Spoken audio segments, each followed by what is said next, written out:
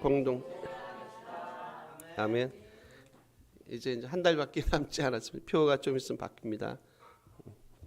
오늘 전체 내용은 지난주에 봤던 지지난주네요. 지난주 우리 추수감사절 지냈고 지지난주에 봤던 그 더딜로의 그 고발 고수에 대한 바울의 일종의 변론 내지는 변호에 대한 내용을 오늘 이제 본문에 소개하고 있습니다. 그래서 타이틀을 제가 바울의 변론이라고 소개를 했습니다. 여러분 16절이 오늘 그 저희가 요즘 거의 안 보는데 그 뒤에 주보를 한번 보실래요? 주보 뒤에 보시면 16절이 암송 구절이세요. 우리 한 번만 좀 같이 한번 읽어주세요. 있습니다. 이것으로 말미암아 나도 하나님과 사람에 대하여 항상 양심의 꺼리낌이 없기를 힘쓰나이다. 아멘. 어떻게 보면 이게 그 사도 바울의 오늘 본문의 전체적인 메시지예요. 전체적인 메시지. 이제 그런 겁니다. 비록 그 더드롤로를 기점으로 해서 변호사를 기점으로 해서 비록 자기를 고발하고 있지만 내가 하나님과 사람 앞에 양심의 꺼리낌을 한 적이 없습니다라는 게 바울의 어떻게 보면 중심 메시지고 핵심 내용입니다. 근데 이제 우리가 재밌는 건 뭐냐면 지금 지난번에 봤던 그 더둘러가 고발한 게 있어요. 여러 가지 고발을 많이 했습니다. 근데 이제 그가 했던 것 중에 우리 눈만 한번 와보실래요? 24장입니다. 그 5절 그 맨 뒤에 보시면 사도 바울을 뭐라고 얘기하나요, 여러분? 나사렛 이단의 우두머리라라고 얘기해요. 지금 전체적으로 바울이 하는 얘기는 뭐라고요? 자기는 여기 온 지 한 10일밖에 안 됐고 성전에서 어떤 내가 소동을 일으킨 적도 없고 아무런 내가 이 도시에 해악된 일을 한 것이 하나도 없는데 유대인과 그리고 더들로를 앞에 내세워서 저들이 나를 고발하고 있다.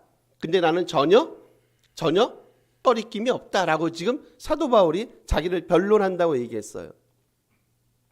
여기 다시 가보시고요. 그리고 14절 보시면 14절 한번 같이 한번 읽어주세요. 있습니다. 그러나 이것을 당신께 고백하리이다. 나는 그들이 이단이라 하는 도를 조상의 하나님을 섬기고 율법과 선지자들의 글에 기록된 것을 다 믿음. 그 유대인들은 바울을 지금 뭐라 그런다고요? 이단이다. 나사렛 이단이다. 사도 바울은 뭐라 그래요? 나는 도를 따라 지금까지 행했다. 전혀 문제가 될 게 없다. 그 도란 단어가 사실상 호도스란 단어인데 좀 더 일반적으로 이걸 길로 번역을 많이 해요. 텐호도스예요. 텐호도스입니다. 그 길입니다. 그 길. 정확하게 번역하면. 즉 뭐예요? 주님이 제시하셨던 하나님께서 알려주셨던 내지는 하나님께서 제시하셨던 그 길을 쫓아가는데 나는 전혀 부끄러움이 없는 그 길을 갔습니다라고 얘기하는 거예요. 구약에서 얘기했던 율법과 선지자가 얘기했던 그 말씀을 지키는데 전혀 주저함이나 꺼리낌이 없었습니다. 그리고 그 길, 그 도를 쫓아가는데 전혀 부족함이 없는 삶을 살아가려고 제가 많이 몸부림쳤습니다. 그런 제가 어떻게 이 땅에서 소란을 일으키고 반란을 일으키고 혁명을 일으키고 하는 일을 내가 하겠습니까? 라는 지금 변론을 사도 바울이 하고 있다는 거예요. 근데 여러분 여기서 뭐가 느껴지세요? 재밌는 거 하나 있지 않으세요? 하나의 어떤 그 사건을 보고 나서 한쪽은 사도 바울을 지금 뭐라고 고발한다고요? 나사렛 이단이라고 고발하잖아요. 사도 바울은 뭐라 그럽니까? 나는 이 도 내지는 이 길을 지키는데 전혀 주저함이 없었습니다라고 얘기해요. 똑같은 사물을 보고요. 똑같은 내용을 보는데 한쪽은 뭐라고 얘기한다고요? 저 사람은 이단입니다. 한쪽은 뭐라고 얘기합니까? 전혀 나는 그런 삶을 살아본 적이 없습니다. 여러분 왜 이런 완전히 상반되는 판단이나 왜 상반되는 이런 표현이 왜 본문에서 사용이 될까요? 제가 그래서 지난번에 종교인하고 제자의 삶을 말씀 언급했습니다. 왜 이런 일이 벌어지는가? 제가 흥미로운 거 한번 다른 복음서 예를 들어볼게요, 여러분. 특히 복음서에 보면 그 놀라다라는 단어가 자주 나온다고 얘기했어요. 놀라다. 근데 여러분 놀람 내지는 놀라다라는 단어는요. 대부분은 어떨 때 쓰냐면 유대인들의 불신앙을 보통 표현할 때 쓰는 게 놀람이나 놀라다라는 단어입니다. 예수께서 이적과 기적을 행하시잖아요. 그리고 말씀을 증거하십니다. 야, 어떻게 이 나사렛 이 목수의 아들인 이 양반이 어떻게 이런 말씀을 이렇게 나이스하게 이렇게 맛깔나게 그리고 참 뭔가 메시지 심정을 울리게 이런 메시지를 선포할 수 있지 참 대단한 사람이야 라고 뭐합니까? 놀랍니다. 기적과 이적을 엄청 많이 행하셨습니다. 막 눈을 뜨게 하시고 안진병을 일으키시고 중풍병을 고치시고 나병 환자를 치유하시고 하는 그런 놀라운 기적과 이적을 엄청 많이 행하셨어요. 사람들이 그걸 딱 봅니다. 보고 나서 어떻습니까? 그들이 딱 보고 나니까 어떻습니까? 늘 놀랍니다. 그죠? 놀랍니다.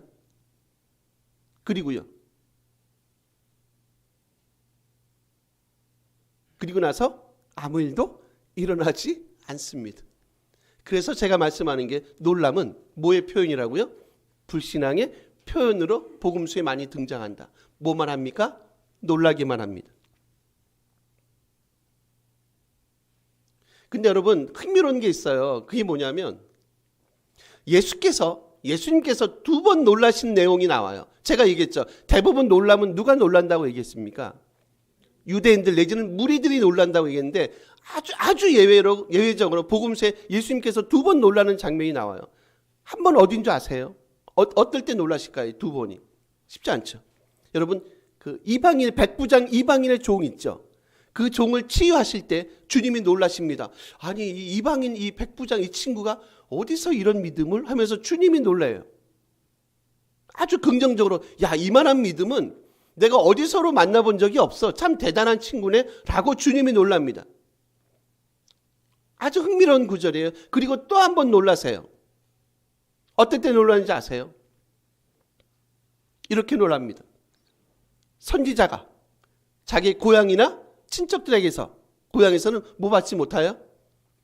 환영을 받지 못합니다. 그러니까 자기 고향에서 선지자가 주님이 환영받지 못하는 거예요. 그리고 그들이 주님을 영접하거나 환영하지 않는 것을 보고 주님이 또 놀라십니다. 거기 본문에는 이상히 여겼다라고 표현하는데 사실상 놀라다는 단어하고 같은 단어예요. 이상히 여김을 받으셨다.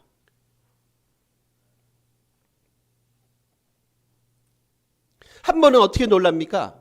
긍정적으로 놀라세요. 한 번은요, 부정적으로 놀라세요. 근데 여러분 생각해 보세요. 주님의 긍정적으로 놀라게 했던 그 사람은 누굽니까? 누구라 그랬죠, 제가? 어떤 사람입니까? 이방인이세요. 제가 지금 그 말씀을 드리고 싶어요. 이방인 백부장의 믿음을 보고 주님이 놀라셨다.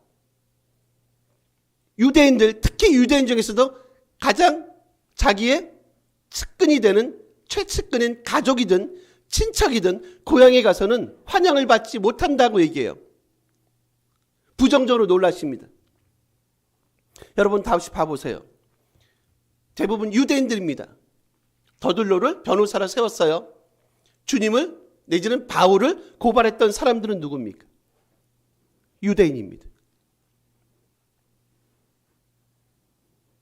여러분 어떤 생각이 드십니까? 이미 종교적인 기득권에 꽉 사로잡힌 사람들, 율법과 선지자는 뭘 가리킨다고요? 구약을 말해요. 구약을. 이미 구약에 예수님에 대한 메시아에 대한 언급이 있었음에도 불구하고 그들은 뭐합니까? 자기들만의 리그에 빠져서 거기서 도저히 헤어날 생각을 못해요. 누가요? 유대인들이요. 누굽니까? 하나님의 선민이라고 스스로 자랑스러워하는 사람들. 그런데 그들은 예수님을 누구로 본다고요? 이 사람은 나사렛 이단입니다. 사도 바울은 뭐라 합니까? 아닙니다. 나는 그분이 걸어갔던 그 도, 즉 그 길을 걸어가는데 전혀 주저함이 없었습니다.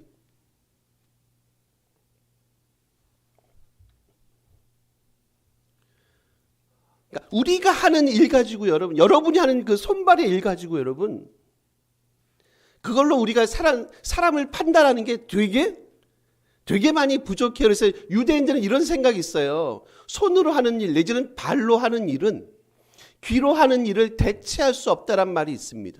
유대인들이 자기들이 하는 얘기예요. 다시요. 손으로 하는 일 내지는 손발로 하는 일은 뭘로 하는 일로요? 귀로 하는 일을 뭐 할 수 없다. 대체할 수 없다. 그럼 귀로 하는 일은 뭐세요? 귀로 하는 일은 뭘까요? 듣는 거죠. 그럼 뭘 듣겠어요? 말씀을 듣는 거죠.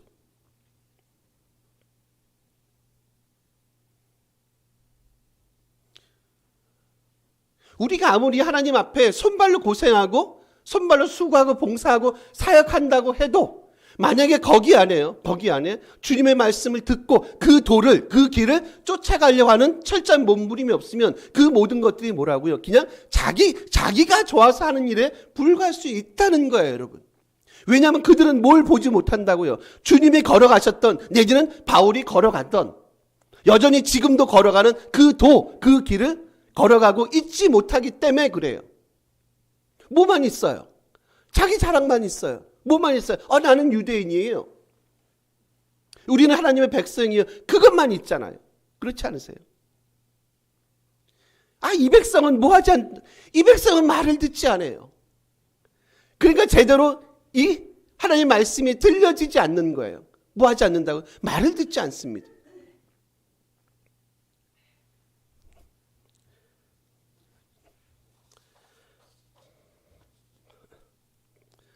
우리 아들을 좀 디스를 한번 해야 될 것 같습니다. 뭐 설마 자기가 제가 그랬다고 호적 파가세요 그러지는 않을 것 같아서 또 남한테 하면 또 실망받으니까 그건 아니고 그 집사람이 좀 이렇게 저 황서방들 쪽이 이렇게 속이 좀 안 좋으세요. 그래서 집사람들 이렇게 위가 좀 안 좋은 소화를 때로 이제 못 시키고 막 그런데 반서이가 이제 엄마 쪽을 닮은 것 같아요. 또 저희 쪽은 소화를 잘 시키는 편이에요. 저희 어머니도 이제 속이 되게 좋으셨던 분이거든요. 그래서 돌아가시기 전에도 병원에 계실 때도 이렇게 드시는 건 되게 잘 드셨던 그래서 간병인 그 아주머니가 저 할머니는요 거의 100세까지 넉넉하게 살 것 같다. 너무 잘 드신다는 거예요. 근데 반서이가 어쨌든 엄마 쪽을 닮았어요. 얘가 이제 좀 가끔가다 이렇게 소화를 잘 못 시켜요. 저는 자고 있었는데 어저께도 새벽 4시에 일어나가지고 소화제를 먹었다는 거예요. 그러니까 이제 아침에 일어나면 피곤하죠. 제가 얘기하거든요. 밥 먹자마자 눕지 마라. 근데 저분은 밥 먹자마자 누워 계세요. 아직 모르겠죠. 그죠? 아직 젊으니까 모를 거예요. 이제 한번 나이 들어보세요. 한 40, 50 나이 들어보세요. 절대 밥 먹지만 눕지 말고 먹자마자 하여튼 소화시키고. 근데 안 그러거든요. 말 안 듣거든요. 마치 반석이를 보면 유대인을 보는 것 같지는 않지만 그렇게까지 비약하면 안 되지만 말 들어야 지금은 건강하니까 괜찮아요. 그렇잖아요. 근데 나이를 먹으면 분명히 속에 탈이 날 겁니다. 그렇지 않으세요? 제가 지금 무릎 관절이 안 좋아지고 있어요. 계단을 올라가는데 이렇게 씻으려면 저는 이제 바닥에서 대야로 씻는 편인데 딱 앉으면 이전에 못 듣던 안 들리던 소리가 나요. 이렇게 연골에서 이렇게 이상한 소리가 나서 이게 신혼가 보다. 어쩔 수 없는 이게 섭리인가 자연의 어떤 그냥 이치 같은 건가 보다. 여러분 유대인들 보면 어떤 생각이 드세요? 사도 바울 선생님 보시면 어떤 생각이 드세요? 특히 유대인들 보면 어떤 생각이 드세요? 참 말을 안 듣는구나 이 친구들이. 우리 여러분 15절 한번 가보세요. 같이 연결해서 한번 보세요. 15절 요거 같이 읽어볼게요. 읽습니다. 그들이 기다리는 바 하나님께 향한 소망을 나도 가졌으니 곧 의인과 악인의 부활이 있으리라 하미니. 지금 의인과 악인의 부활이 있을 거라고 얘기를 해요. 사실 이 표현은 여러분 성경에서 많이 사용되지 않아요. 그러니까 여기서만 사용이 돼요. 의인과 악인의 부활을 믿습니다. 여기서만 사용이 됩니다.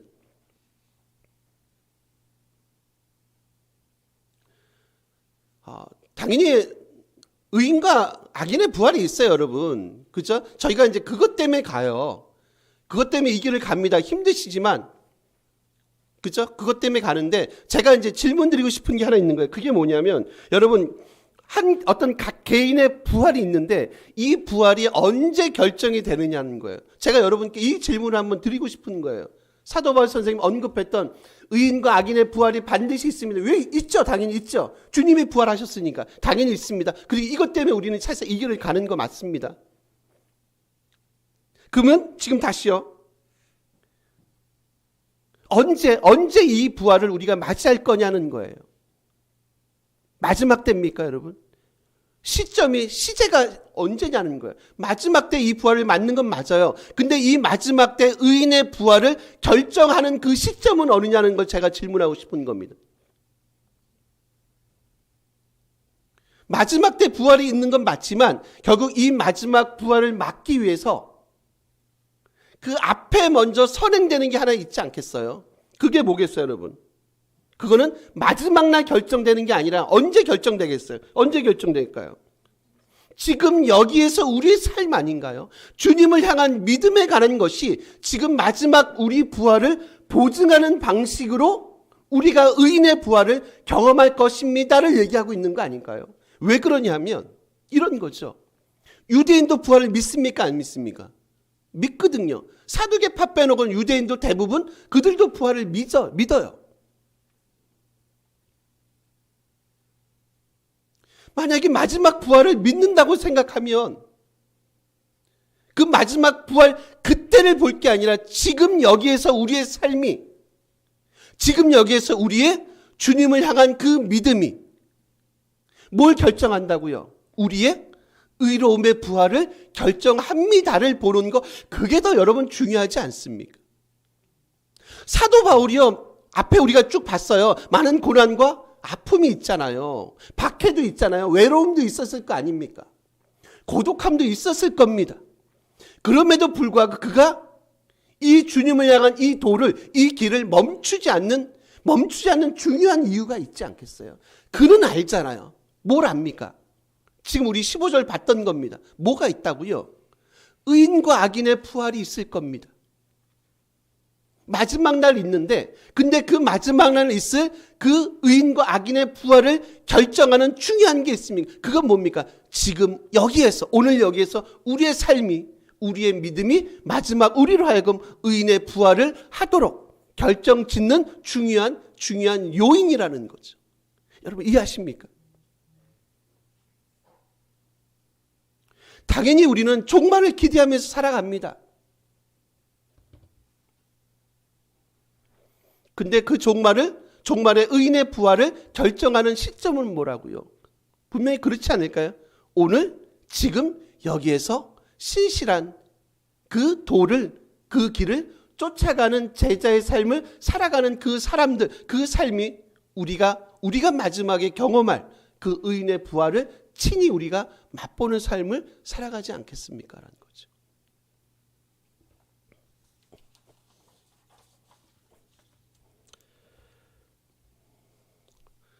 문제는 뭐냐면 여러분,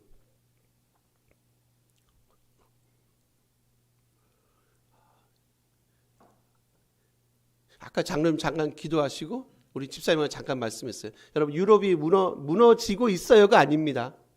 유럽은 이미 무너졌습니다. 우리가 이제 유럽 가서 선교해야 될지도 몰라요. 저희가 선교 도움을 받았던 수혜국인데 이제 선교하러 갈 수도 있어요. 북미로 갈 수도 있습니다, 여러분. 아니 누군가 우리나라로 또 와야 될 수도 있어요. 그렇죠? 우리나라가 그 세계에서 뭐 제일 큰 교회로 한 몇 개가 들어간다고 얘기합니다. 아시다시피 여의도에 있고 또 이제 큰 뭐 10만 대 넘는 교회들이 꽤 있습니다. 그게 우리의 자랑이 아니죠. 세계에서 대형 교회가 대한민국에 뭐 3개 있습니다. 5개. 정확히는 저도 모르겠어요. 몇 개 있는지 모르죠. 뭐 최소한 뭐 여의도 순복음은 분명히 뭐 그건 세계 최고의 교회고. 그 개교회로서 뭐 우리 뭐 서초동에 있는 교회나 뭐 그런 교회들 꽤 굵직굵직한 교회들. 그게 우리의 자랑이 아니죠. 그렇죠? 이런 얘기 아세요? 실천적 무신론자라는 게 있대요. 실천적 내지 실제적 무신론자라는 게 있답니다. 유럽이 그렇게 무너질 줄 여러분 누가 알았겠습니까? 꽤 오랫동안 어떻든 기독교를 움직여갔던 나라들입니다.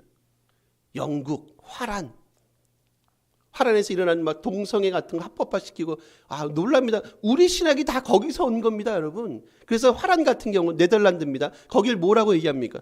개혁 신학의 그냥 산실이라고 얘기해요. 남아공 신학도 다 거기서 소위 말하는 수입해 오는 겁니다. 카피해 오는 겁니다. 개혁 신학의 본산인 거기서 무슨 일들이 벌어집니까? 동성애가 합법화되고, 그죠? 이상한 일들이 엄청나게 벌어져요, 유럽에요. 즉 무너지고 있는 게 아니라, 죄송하지만 이미 무너졌는지 모릅니다.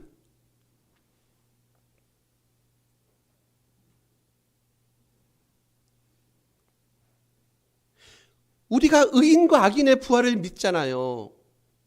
그게 우리 삶의 어떤 방식으로든지 분명히 우리 삶을 타치해줘야 되지 않겠습니까, 여러분? 이 땅에서 하나님의 자녀로 서가는데, 하나님의 자녀로 살아가는데, 실체적 무신론자가 아니라 실체적이고 실천적인 유신론자의 삶을 살아가는데, 분명히 그런 것들이 우리 삶을 움직이는 동력이 되어야 되는 게 맞지 않습니까? 그래서 늘 하나님을 알아가는데, 그분을 쫓아가는 그 길을, 그 도를 쫓아가는데 전혀 문제가 없는 삶을 살아가도록 오늘도 몸부림치는 그런 진지한 성도의 삶이 우리에게 필요한 거 아닌가요? 사도 바울이 그러잖아요. 제가 조금 더 양심에 거리낌이 없었습니다.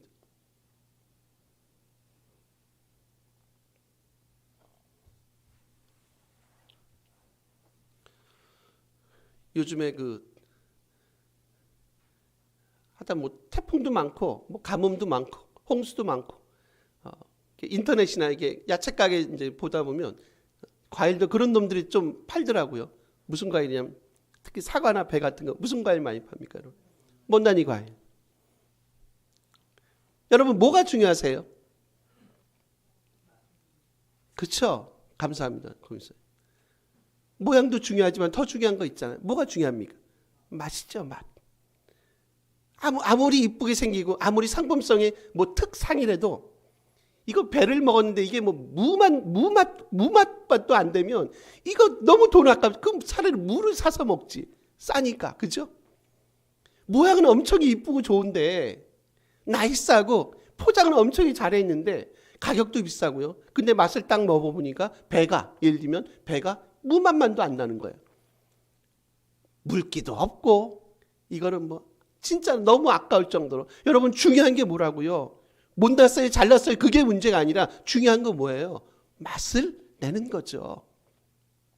못나면 못난 대로 맛을 내시면 됩니다, 여러분. 잘나시면 잘나신 대로 맛을 내시면 돼요. 그게 중요하죠. 우리가 그런 자로 부르셨음을 끊임없이 인지하고 가는 거죠. 맞아, 조금 우리가 못날 수는 있죠. 대형화되진 않을 수 있는 것 같아요. 그게 무슨 상관이 있다고요? 상관없잖아요. 뭐가 중요하다고요? 우리 교회를 통해서 이 땅에, 아니 최소한 우리만이라도, 아니면 우리 주변에 같이 이 길을 가는, 같이 호흡하는 사람들에게 우리가 아주 만난 과일임을, 만난 성도임을 그들에게 보여주는 것, 이거 중요하지 않습니까? 여러분 한 명 한 명이 다 교회라고 생각해 보세요. 단순히 우리 교회 물리적인 숫자만 카운팅하는 게 아니라 우리 각자가 교회입니다. 여러분이 서 있는 그곳이, 직장이, 가정이 교회라고 생각해 보시면 우리 교회가 엄청 대형 교회예요. 그렇죠? 별로 믿지 않는 표정이신데 우리가 갖고 있는 특징들이 있지 않습니까, 여러분? 맛을 좀 냅시다, 여러분. 맛을 좀 내요. 사도 바울이 맛을 내잖아요, 이분이. 그죠? 그러니까 어떻습니까? 복음이 땅끝까지, 비록 나는 이 땅에 힘든 삶을 살아도 복음이 땅끝까지 선포되는 그런 일들이 누굴 통해서요? 바울의 삶을 통해서. 누굽니까, 이분은? 실제적인 유신론자예요. 유대인들은요, 입만 열면 하나님을 얘기하고, 입만 열면 율법을 얘기하고, 입만 열면 성전 예배를 얘기하는 이 백성은 사실상 뭐에 가깝습니까? 삶을 통해서는 하나님을 말씀을 전혀 인정하지 않는 실천적인 무신론자들에 가까운 사람들 아닌가요? 죄송하지만. 좀 맛을 내는 그런 모습들이 우리 가운데 있었으면 좋겠어요. 마치 주님처럼. 사도 바울처럼 하나만 하고 말씀을 정리할게요. 우리 마지막 16절 보실래요? 아까 봤어요. 그냥 요거는 읽었으니까 그냥 마지막 뒤에 하나만 단어만 제가 소개하고 마칠게요. 거기 보면 맨 뒤세요. 항상 양심에 꺼리낌이 없기를 힘쓰나이다 얘기합니다. 힘쓰다라는 단어입니다. 아스케오라는 단어입니다. 신약에서 한 번만 딱 사용되고요. 요거는 운동 경기의 그 언어입니다. 운동 경기, 그러니까 운동 선수가 그 경기에 참여하기 위해서 여러분 얼마나 많은 수고와 노력을 하시는 줄 아시죠? 예를 들면 올림픽을 위해서 무슨 뭐 게임을 위해서 엄청나게 많은 피눈물 나는 노력과 고생과 그것들을 감수합니다. 마치 지금 그런 언어를 쓰고 있어요. 사도 바울이요. 내가 이런 자의 모습을 가지고 이런 자의 마음을 가지고 내가 이렇게 양심에 꺼리낌이 없도록 내가 힘씁니다. 절대로 여기서 뭐 하지 않습니까? 멈추지 않습니다. 가장 중요한 게 뭐예요, 여러분? 완주하시는 거잖아요. 그죠? 이 믿음의 길을 가는데, 이 도를 가는데 전혀 제가 멈출 마음이 없습니다. 많은 수고와 노력이 기울이는 건 맞는데 때론 많이 힘들고 스탑하고 싶을 때도 있는데 근데 제가요 멈출 수 없어요. 왜요? 내가 기대하는 게 있어요. 뭘 기대합니까? 주님이 내게 주신다고 약속하셨던 뭡니까? 그 생명의 면류관, 즉 생명이라는 면류관 때문에 내가 결코 이 시점에서 힘들고 고통스럽지만 여기서 멈출 순 없습니다 라는 고백을 사도 바울이 하고 있어요. 그러면서 뭐라고 얘기합니까? 저는 전혀 유대인들이 고발했던 그 고발에 대해서 전혀 죄가 없습니다. 저는 무죄합니다. 나는 그런 선동자로 이 땅에 서 있지 않습니다 라고 얘기해요. 하나님의 사람들은 이 땅을 통해서 어떤 형태든지 삶에 이 땅에 영향력 주는 자들이 있지 않습니까? 그렇지 않습니까, 여러분?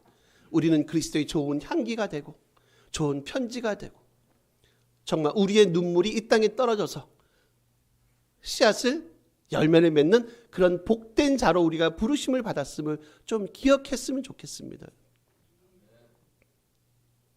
작지만 작지 않은 교회, 바르고 올바른 참 하나님 보시기에 좋은 교회가 됐고 그리고 좋은 교인이기를 간절히 기대하고 소원합니다. 여러분. 같이 한번 기도했으면 좋겠어요. 여러분, 우리는 늘 놀라기만 하십니까? 아니면 주님이 걸어가셨던 그 길 내지는 그 도를 쫓아가는 자들로 서 있습니까? 우리 이 기도 제목 놓고 같이 한번 기도하는 시간 갖도록 하면 기도하겠습니다.